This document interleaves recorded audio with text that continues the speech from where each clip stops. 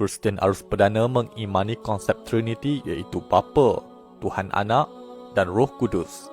Ketiga-tiga ini tidak dianggap sebagai tiga Tuhan, tetapi ia adalah satu Tuhan bagi umat Kristian. Konflik besar pada zaman awal Kristian adalah pertentangan antara dua tokoh Kristian iaitu Saint Arius dengan Saint Athanasius. Saint Arius berpandangan bahawa pribadi Jesus Christ tidak setara dan tidak memiliki sifat qadim seperti Tuhan Bapa, manakala Saint Athanasius mengatakan sebaliknya.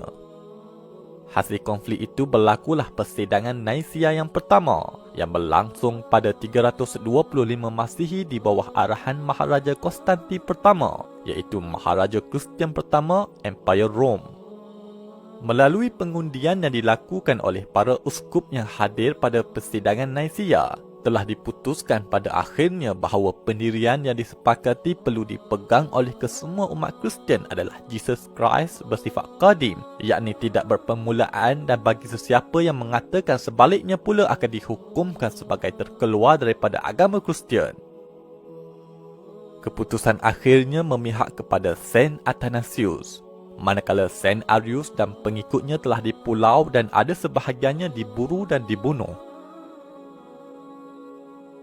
Selepas daripada persidangan Naisia, beberapa puluh tahun timbul pula konflik berkaitan dengan status ketuhanan Roh Kudus atau Holy Spirit, bila mana Patriark Konstantinopel Macedonius pertama memasyhurkan kepada masyarakat awam Kristian bahawa entiti Roh Kudus bukanlah Tuhan. Disebabkan status Roh Kudus ini sendiri tidak pernah dinyatakan secara jelas sebelumnya, tindakan Macedonius itu telah menghidupkan pula satu pertikaian teori baharu dalam kalangan masyarakat Kristian pada ketika itu, kerana terdapat golongan Kristian yang menganggapnya sebagai Tuhan. Justru kesan daripada pertikaian ini, Theodosius pertama iaitu Maharaja Rom pada ketika itu telah melangsungkan pula persidangan Konstantinopel yang pertama yang diadakan pada tahun 381 Masihi untuk menetapkan pula pendirian agama Kristian berhubung status Roh Kudus. Hasil daripada persidangan yang telah dijalankan tersebut, Roh Kudus akhirnya telah disahkan sebagai Tuhan dan ditetapkan perlu disembah dan diagungkan bersama-sama dengan Tuhan Bapa dan Jesus Christ oleh para penganut Kristian. Di sini bermulalah penetapan khusus bentuk akidah Trinity dalam Kristian. Bagi mana-mana aliran yang tidak bersependapat dengan keputusan ini, maka mereka dikira terkeluar dari fahaman Kristian. 50 tahun selepas persidangan Konstantinopel yang pertama, iaitu pada tahun 431 Masihi, Maharaja Theodosius kedua yang merupakan cucu kepada Theodosius pertama telah menjalankan pula persidangan Ephesus yang bertujuan untuk menyelesaikan pertelingkahan berkaitan dengan gelaran yang diberikan kepada Virgin Mary, iaitu Ibu Jesus Christ, tentang sama ada perlu dirujuk sebagai Theotokos yang bermaksud yang melahirkan Tuhan ataupun Christokos yang bermaksud yang melahirkan Sang Kristus. Pertikaian ini timbul sekali lagi disebabkan oleh Patriark Konstantinopel yang kali ini disandang oleh Nestorius yang memasyhurkan bahawa Virgin Mary tidak sepatutnya dirujuk sebagai Theotokos, namun sebaliknya perlu dipanggil sebagai Christotokos kerana berfikiran bahawa tidak selayaknya Tuhan untuk boleh dilahirkan oleh seorang manusia. Pertikaian yang dimulakan oleh Nestorius ini akhirnya telah mengundang kecaman daripada uskup-uskup Kristian yang lain, terutamanya Patriark Iskandariah Cyril of Alexandria, yang berikutan daripada itu berkenaan telah menyatakan pula bahawa Nestorius pada hakikatnya telah berpegang kepada konsep kepercayaan sesat yang mempercayai bahawa terdapat dua Jesus Christ, iaitu Jesus Christ yang lahir daripada rahim Virgin Mary yang merupakan manusia, dan Jesus Christ yang tidak dilahirkan, iaitu Logos yang merupakan Tuhan. Persidangan ini pada akhirnya telah memutuskan bahawa gelaran Theotokos yang diberikan kepada Virgin Mary adalah sesuatu yang perlu diterima, dan pertikaian yang dilakukan Nestorius adalah satu tindakan yang berakar daripada kepercayaan menyimpang beliau terhadap Jesus Christ. Lantaran daripada itu, Nestorius seterusnya telah diisytiharkan sebagai sesat dan dipecat daripada jawatan sebagai Patriark Konstantinopel. Setelah itu disusuli dengan persidangan Chalcedon. Persidangan Chalcedon adalah persidangan yang berlangsung 20 tahun selepas daripada persidangan Ephesus, iaitu pada tahun 451 Masihi di bawah arahan Maharaja Marcion.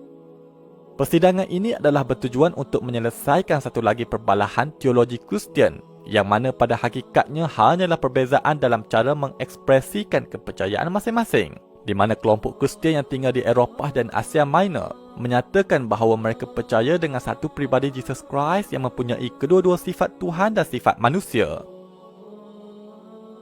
Sementara kelompok Kristian yang tinggal di Syam dan Mesir pula menyatakan bahawa mereka percaya dengan Jesus Christ mempunyai satu sifat yang merupakan paduan ataupun ittihad antara Tuhan dan sifat manusia. Kegagalan untuk membina persefahaman ini akhirnya telah menyebabkan berlakunya perpecahan sesama mereka, dengan pihak gereja Syam dan Mesir memutuskan hubungan mereka daripada gereja Empire Rome dan membentuk blok gereja mereka yang tersendiri dinamakan sebagai Oriental Orthodoxy. Ia diadakan setelah resolusi persidangan memihak kepada pihak gereja di Eropah dan Asia Minor. Pemisahan ini adalah perpecahan blok gereja yang kedua berlaku dalam sejarah Kristian, selepas daripada perpecahan pertama yang berlaku antara gereja yang berada di dalam wilayah Empire Rome dengan gereja yang berada di dalam wilayah Empire Parsi pada tahun 424 Masihi atas faktor afiliasi politik. Konflik akidah ini berterusan sehingga ke sekarang. Banyak aliran-aliran yang tidak bersetuju dengan keputusan persidangan ini akhirnya dapat berkembang secara berdikari, walaupun mereka dituduh sebagai sesat atau dipulaukan oleh gerakan arus perdana.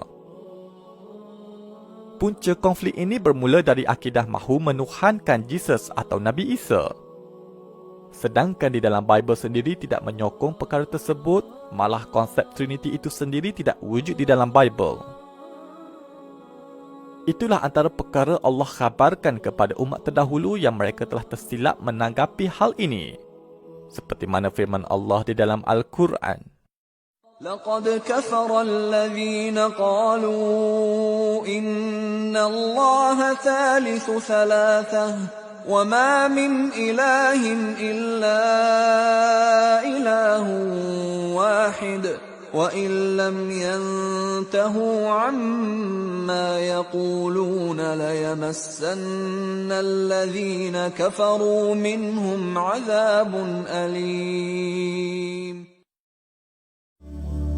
الحليم العظيم الغفور الشكور العلي الكبير